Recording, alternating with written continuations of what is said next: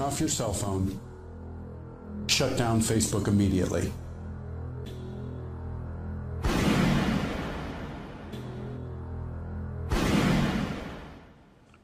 The true meaning of the Second Amendment.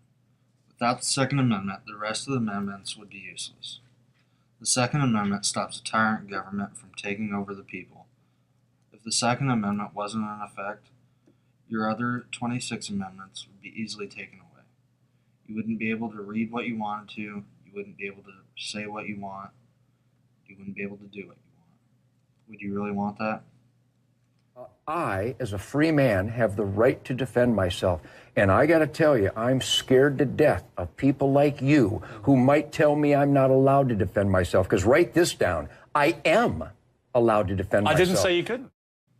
People use the excuse all the time that the Second Amendment is outdated, and that the old politicians didn't realize what guns were capable of doing today.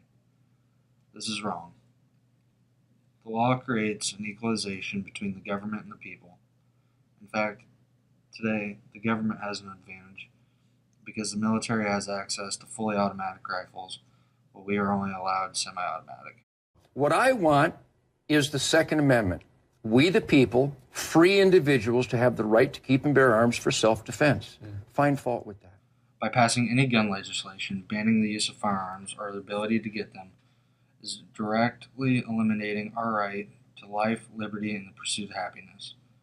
You're twice as likely to get shot in downtown Chicago than the Afghan War. In the past 11 years, 2,166 men and women have died in the Afghan War.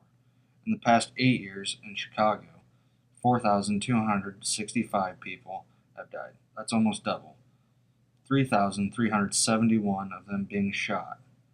37 people being killed with a rifle. That's only 1%. 80 people a day die in America from gunshots. And 75 of them to 78 of them, statistics by the Uniform Crime Report by the FBI and the UN Study on Violent Crime, 78 of those 80 are let out of their cages by corrupt judges and prosecutors who know that recidivism is out of control, know that they'll commit the crimes again, and they let them walk through plea bargaining, early release, and programs. The media and politicians use mass shootings with assault rifles and children dying as an urge for gun control, when in all reality, it's a defect in the mental health system.